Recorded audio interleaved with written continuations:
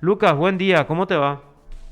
Buenos días, Carlos. Un saludo para vos, los compañeros y toda la teleaudiencia. Bien, ya estamos ya aquí atentos al caso que justamente estaban comentando ustedes hace unos momentos de este juicio por el conocido caso del mega contrabando que había ocurrido en Salto del Guairá ya en el año 2018. Hoy se va a intentar iniciar nuevamente este juicio oral y público. La última convocatoria había sido en abril, se había suspendido postergado debido a que uno de los acusados había fallecido a raíz de complicaciones del COVID-19. En esta causa son 7 las personas acusadas, pero son 6 las que van a ser enjuiciadas debido a que uno de ellos ya falleció. Como mencioné, el tribunal de sentencias que va a juzgar a estas personas está presidido por la jueza Inés Galarza y lo integran los jueces Olga Ruiz y Diego Arnaldo Fleitas. En este juicio que está citado en un principio para las 8, pero aún no comenzó.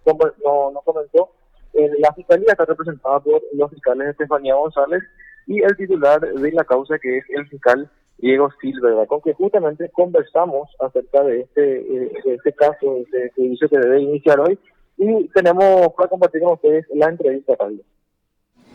Bueno, doctor, hoy inicia o se va a intentar iniciar este juicio. La última suspensión fue en abril, ¿no es cierto? Sí, está fijado para hoy. Aún no sabemos todavía si están todos los procesados o no, o sea, si se va a dar inicio o no al juicio. La última suspensión fue en abril y ahora estamos esperando para ver si se da inicio o no a este caso de Francisco Benítez López y otros sobre contrabando, que fue un hecho ocurrido en el 2018 en la ciudad de Saltos, Luaira. ¿Cuántas personas van a ser enjuiciadas en este caso, doctor? Están 7 acusados hoy día para juicio oral, de los cuales tenemos ya las constancias que uno de ellos ya se encuentra fallecido, o sea que van a ser 6 los procesados hoy actualmente. El hecho punible es contrabando, ¿no? Contrabando, sí. ¿Qué función cumplían estas personas en ese caso conocido como mega contrabando también que había ocurrido en Salto del Guairá?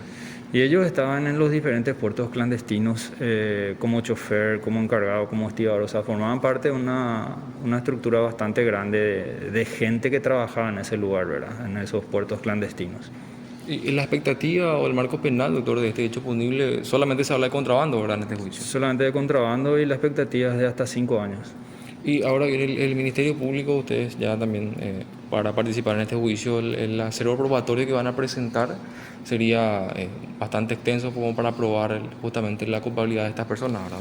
Sí, tenemos testimoniales, tenemos documentales, las actas que se elaboraron en oportunidad y sí, tenemos elementos como para poder demostrar la responsabilidad de estas personas. Quiero aclarar también que en este juicio estoy en compañía de la doctora María Estefanía González, ¿verdad? Y bueno, eso es lo que trataremos de demostrar en el juicio. ¿Los acusados van a estar presentes, doctor, en el juicio o van a estar de forma telemática, están recluidos ya en algún lugar? No, no están recluidos, tengo entendido que deben estar presentes. Perfecto. Lo escuchaste aquí en BDS. Lo que nos comentaba el fiscal entonces Diego Silva, ¿verdad?, acerca de este caso de juicio conocido, el conocido caso del mega contrabando. Bueno, como nos decía, son 6 personas las que van a ser enjuiciadas debido a que uno de los acusados, uno de los 7 acusados, había perdido la vida por complicaciones del COVID-19. Este caso ya data del 2018, como bien estaban mencionando ustedes. En aquella ocasión se habían allanado unos 7 puestos clandestinos, 5 depósitos también fueron incautados varios vehículos, algunos transportes de mercaderías, embarcaciones también, y cajetillas de cigarrillo que, bueno, pretendían ser utilizadas como contrabando. Entonces, Carlos y compañeros. Bueno, Lucas, si por ahí le tenés, ¿cómo ves? ¿Vos estás en la sala? Sí, estoy acá enfrente de la sala justamente, Carlos.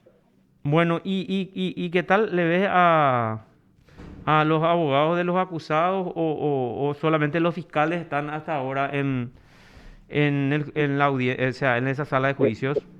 En la sala hasta el momento solamente están el fiscal en este caso, Carlos. Bueno, lo veo tampoco a la fiscal Estefanía González, seguramente estará guiando en el transcurso de la mañana, pero solamente el fiscal se encuentra ahora en la sala de juicio.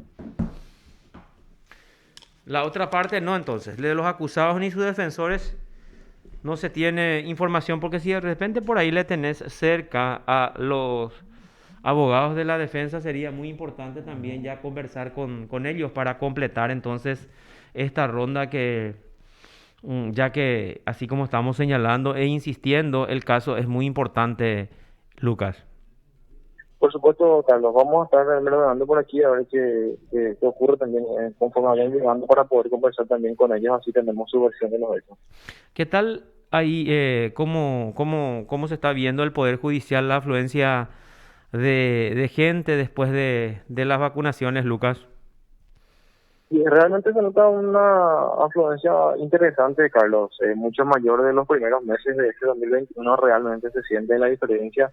Ya se podría hablar de una casi normalidad prácticamente de movimiento de personas aquí por el Palacio de Justicia de la capital. Realmente muchas personas están llegando día a día esta semana, al menos a mi percepción, se incrementó un poco la afluencia de personas que van llegando aquí por distintos motivos, también los abogados y algunas personas de aquí también que forman parte de alguna que otra causa judicial, pero sí ha mejorado bastante y ha aumentado bastante el movimiento de gente aquí por el Poder Judicial, teniendo en cuenta también que se va liberando de a poco el trabajo también aquí en el Poder Judicial. Los jueces ya están todos en su despacho, tendría que estar en sus despachos, y también ya conforme a la población que está siendo inmunizada, ya van llegando un poco más también aquí por tribunales.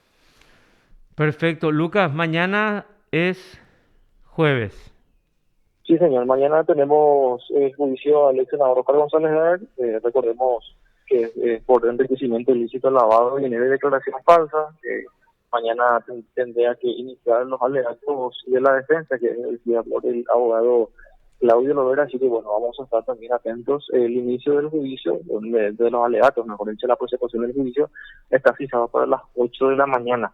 Así que bastante atento también a lo que va a ser el desarrollo de los alegatos del abogado Claudio Lovera, que ya adelantó que daría al menos unas 2 jornadas para poder desarrollar todos los alegatos, teniendo en cuenta también que son 2 las personas acusadas, 2 personas que están siendo defendidas por el abogado Claudio Lovera, y entonces va a tomar un día para cada defensa en este juicio oral y Julio, que está haciendo ante el Tribunal de Sentencias, recordemos, especializado en delitos económicos, que está presidido por la jueza Yolanda Portilla. Así que, para recapitular, mañana los alegatos finales por parte del abogado Claudio Lovera, defensor del ex senador Oscar González Heard y de su hijo Rubén González Chávez. Claro, acá hay un dato muy importante también que tenemos que recordarle a nuestros teleoyentes. La cantidad de penas, la cantidad de años de pena carcelaria que solicitó el Ministerio Público para los 2 acusados.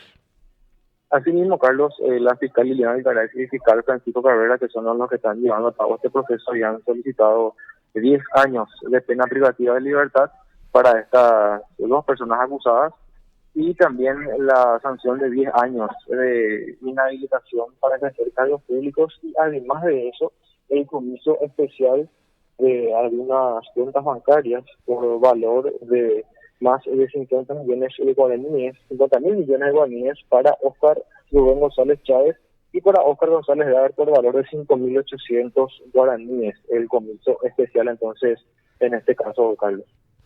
¿Y cómo vos participaste mucho del desarrollo de este juicio? ¿Cómo ves cuál es tu óptica personal, Lucas?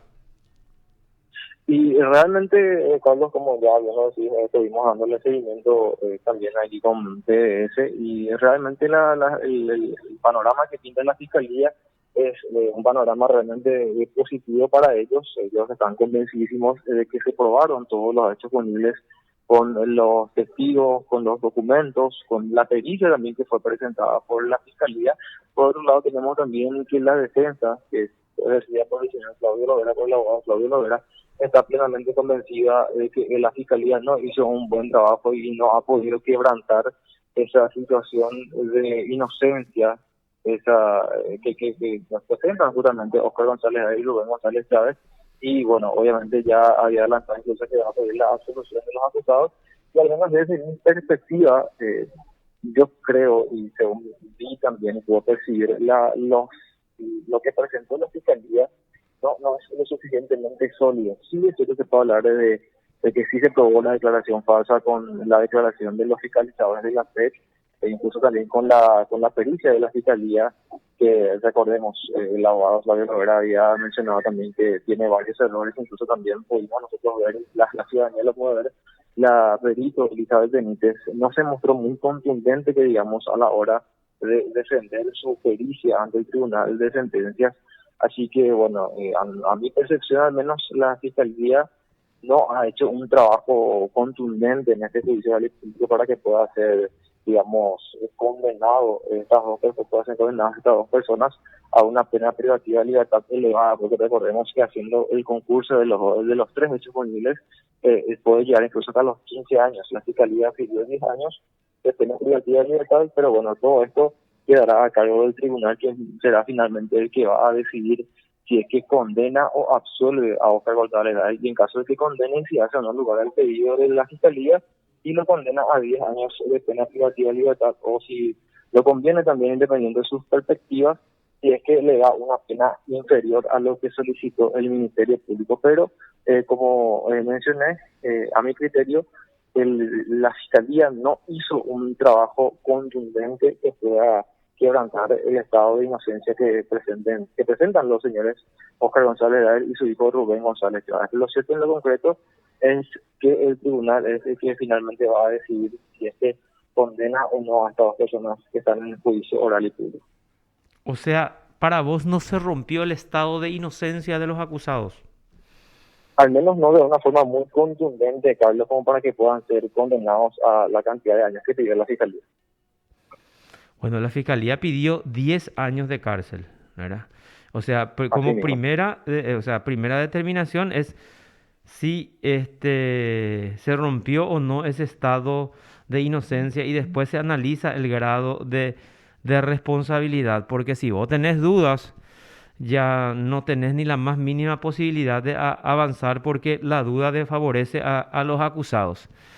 A ver, un poco desde ese punto de vista, entonces, si vos sos juez de esta causa, vos tendrías dudas en todo caso, o no tendrías Así dudas en la mismo, Carlos. comisión del hecho punible. Vos analizarías la gravedad o hasta dónde sería la pena, no una pena tan alta, sino una pena más leve, es la que vos le aplicarías como miembro del tribunal, Lucas. Te pregunto esto, ¿sabes por qué? Porque es importante, Sí, porque la ciudadanía, no sé, ya habrás visto ya las redes sociales. Y sobre esos datos, aunque es un tema complicado, como ayer hablamos con Marco, es un tema bastante delicado. Sobre eso, la gente, la ciudadanía ya opina, ¿verdad? Sí, y así algunos mismo. dicen, bueno, nosotros no creemos, ¿por qué la fiscalía luego no pidió tanto? ¿Por qué la fiscalía luego pidió 10, así como vos estás diciendo? ¿Por qué no pidió 15? Bueno, y envían los mensajes y dice, bueno, nosotros creemos que van a ser condenados a 8, otro a 7, otro a 4 años. Bueno, Así mismo, Carlos. Sí. sí, Hay que tener también en cuenta varios puntos, ahora varios factores. Como bien lo mencionó la fiscal Liliana Alcaraz, ella hablaba de que la prensa trató en todo momento de desvirtuar el trabajo del Ministerio Público, de instalar falsedades. Y realmente, si uno se pone a analizar el juicio y se pone a ver las grabaciones, porque todas están en YouTube, hay algunas cosas que lo hacen pensar a uno de que el trabajo de la Fiscalía no fue suficientemente sólido, no fue suficientemente contundente, como ya mencioné, pero hay que tener en cuenta factores externos. ¿Por qué digo esto? Porque se tiene mucho en cuenta últimamente la cuestión de Gafilat, por ejemplo, el examen de Gafilat, que es la cuestión de referente al lavado de dinero, y si tal vez no hay una condena, digamos, ejemplar para estos dos señores que ahí están sentados en el banquillo de los acusados, sí ya hay una condena social. Hay una condena social, y que es lo que se percibe también justamente el descontento de la ciudadanía para con estas dos personas. Y bueno, recordemos también que Óscar González Gaviria había sido condenado, si bien es cierto fue una condena irrisoria también en el caso de los audios filtrados del jurado de enjuiciamiento de magistrados. Este ya es su segundo proceso judicial que está afrontando, así que son varias cosas las que van a estar, digamos, alrededor de la cabeza de los jueces, que van a tener que analizar y van a tener que, bueno, determinar si es que condenan o no a una pena elevada o a una pena irrisoria nuevamente a estas dos personas que están siendo enjuiciadas. claro, pero acá hay que resaltar también, Lucas, que la condena social no sirve para los registros de Gafilat. Totalmente. Tiene que ser una sentencia, una condena Judicial. judicial, ¿verdad? O sea, que la ciudadanía le haya condenado a estos acusados u otros acusados en cualquier otro proceso, eso no cuenta, no cuenta absolutamente No es una variable para que tienen en Gafilar. cuenta en la fila. Sí, señor. Así mismo, pero bueno, habrá que ver qué ocurre finalmente, Carlos, con este juicio. Bueno, como ya dijimos, al final de cuentas es el tribunal el que decide conforme a las pruebas que se presentaron en el juicio oral y público y teniendo en cuenta la manera en la que se defendió también a estas dos personas que están sentadas como acusados en este juicio oral y público. Se va a hablar y mucho seguramente después de que finalice este juicio del trabajo que realizó la Fiscalía, porque yo noté bastante interesado al tribunal, Carlos, al Tribunal de Delitos Económicos en esta causa, a través de las medidas de mejor proveedor que solicitaron también, incluso ampliaciones de pericias, también citar a personas para que puedan declarar también en este juicio oral y público. A mi percepción, se estaría hablando más incluso del trabajo de la Fiscalía al término de esta causa judicial. Bueno, y bueno, veremos qué es lo que ocurre, porque como bien lo dijiste, eso es justamente también lo que cuestionó al inicio de sus alegatos finales la fiscala Liliana Alcaraz. Dijo que la prensa no se puede ubicar por encima de la Constitución y las leyes, sino se tiene que encuadrar dentro de ella y que el caso es juzgado ahí en el Poder Judicial y por un tribunal de sentencia. Y a ver, hablando un poco de ese tema, ¿cómo viste la presencia del agregado del Departamento de Justicia de los Estados Unidos? Y realmente desde varios puntos de vista se lo puede tomar, Carlos, teniendo en cuenta que el juicio, como bien lo dicen, es oral y es público, pero la mayoría, al menos yo también voy un poco más para ese lado, se podría tomar como una presión también por parte de las autoridades. Estuvo presente, para recordar, el señor Brian Stares, que es el asesor legal nada más y nada menos del Departamento de Justicia de los Estados Unidos. Estuvo presente en pleno juicio oral y público cuando los fiscales estaban haciendo sus alegatos finales. Y como mencioné, para muchos se trata de una presión y una especie de control por parte de las autoridades de los Estados Unidos, teniendo en cuenta también el nivel que estamos teniendo en cuanto a nuestra calidad de justicia, nuestra calidad de, digamos, de justicia, justamente, si es que no se resuelven o no también los grandes casos de corrupción que son bien conocidos por la sociedad.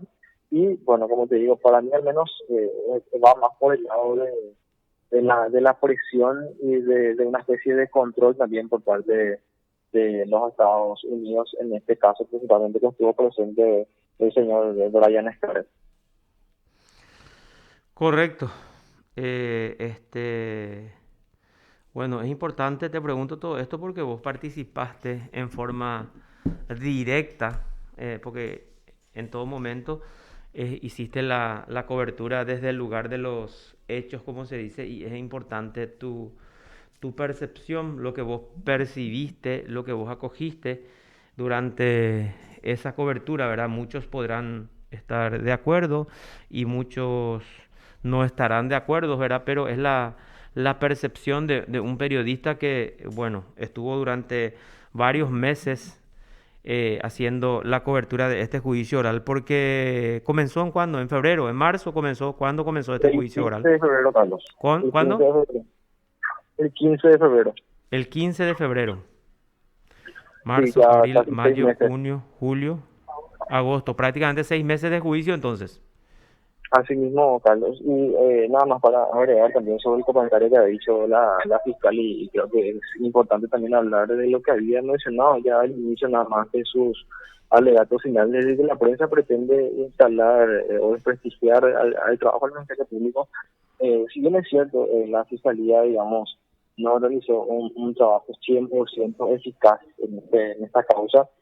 Hay que aclarar también que desde la fiscalía propiamente, la mayoría de los casos se negaban a hablar con los miembros de la prensa, Sí, y entonces el que siempre estuvo es el abogado Claudio Lovera. Por lo tanto, desde la prensa, obviamente, si uno se pone a analizar, más notas van a encontrar del abogado de Óscar González Dal y de Rubén González Chávez, que obviamente defiende a estas personas, que por supuesto habla a favor de sus intereses. Entonces, En todo caso, si la fiscalía se mostraba un poco más, digamos, comprensible, un poco más amigable a la hora de brindar entrevistas periodísticas, creo que hoy no estaríamos hablando de esa situación. Sí, así mismo es, Lucas. Somos testigos de eso porque varias veces incluso vos le habías solicitado a los fiscales la entrevista y me acuerdo perfectamente con Francisco Cabrera en varias ocasiones y se excusó correctamente, ¿verdad? O sea, pero en todas Ujú. las ocasiones se excusó de brindar. Entonces, al momento al momento de hacer una conclusión, tenemos que poner entonces eso en una balanza, ¿verdad? Y si el Ministerio Público o los representantes del Ministerio Público desaprovechan esa oportunidad y la contraparte es más astuta en ese sentido y aprovecha mejor los medios de comunicación, bueno, entonces tendrán que cambiar su estrategia porque en los casos mediáticos la batalla se tiene que ganar en dos campos, en el campo periodístico y en el campo judicial, Lucas. Totalmente, Carlos. Perfecto. Lucas, no te olvides de de las otras causas. Tenemos, mira, es muy importante el tema de Reinaldo Javier Cucho Cabaña, que Así mismo, Carlos. casi recuperó su libertad, ¿verdad? Porque la Cámara, con voto de dos miembros y la disidencia de uno de los integrantes, votó por la confirmación de la resolución de la jueza Alicia Pedroso de que Cucho continúe privado de su libertad. Y bueno, mientras eso se da, como conversamos, Lucas, la causa sigue cajoneada en la sala constitucional de la Corte Suprema de Justicia.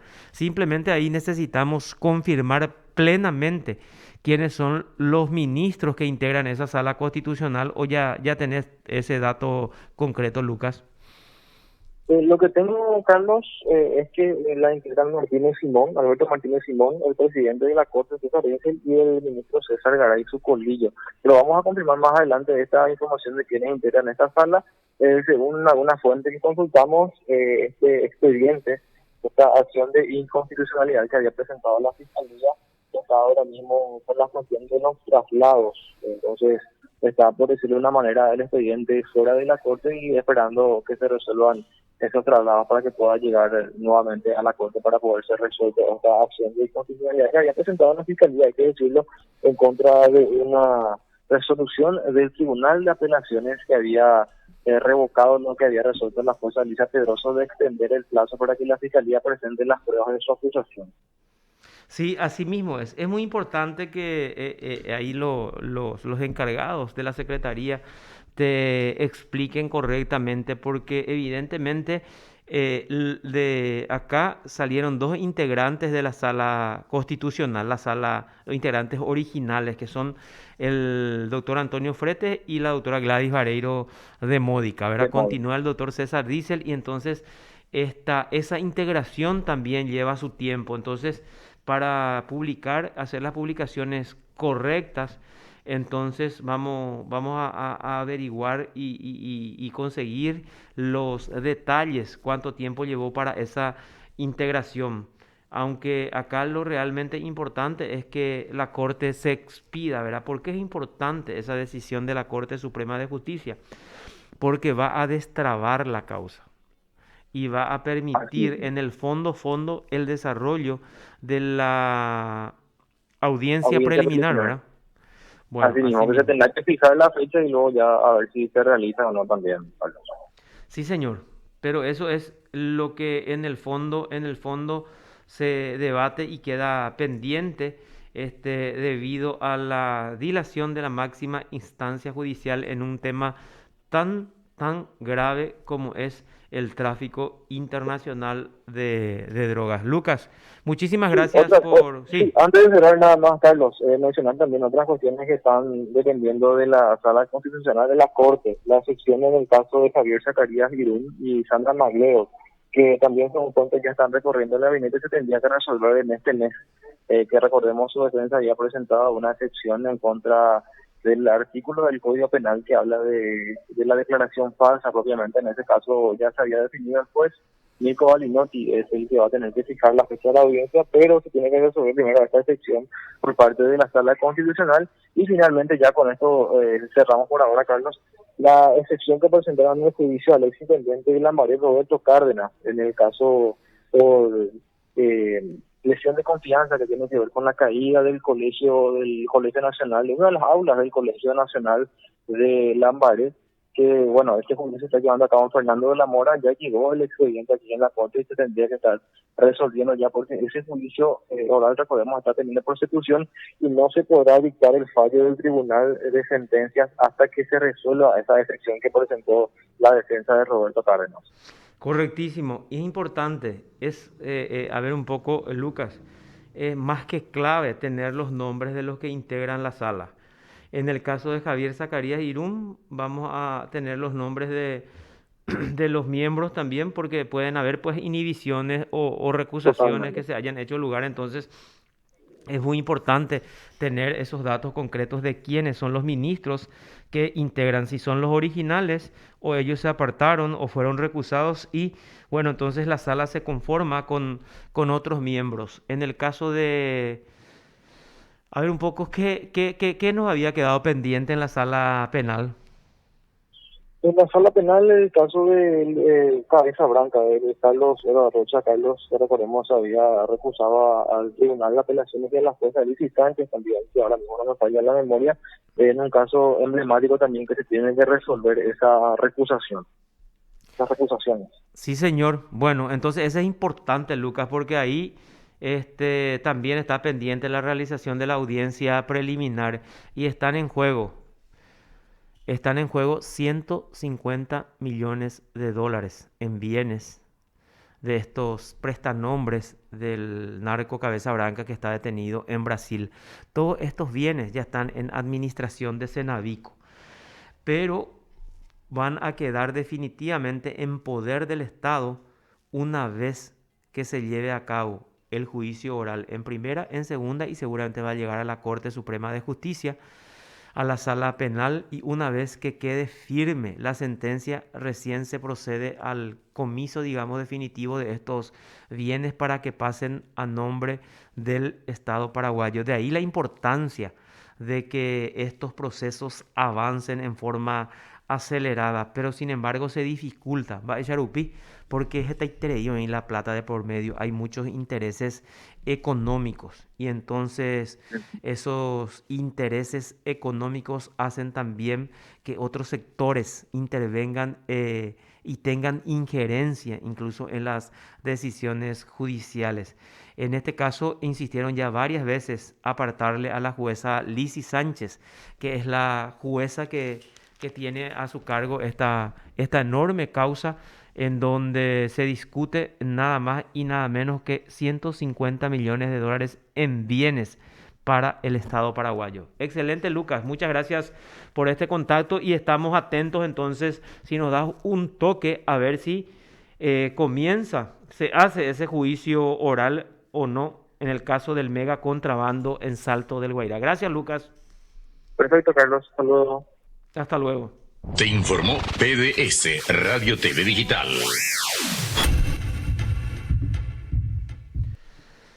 Lucas Saracho, desde el Poder Judicial. Tocamos numerosos temas, varios temas con Lucas. Todos son temas de suma relevancia, porque son temas que se traban. ¿Por qué? Porque casi todos los involucrados son peces gordos.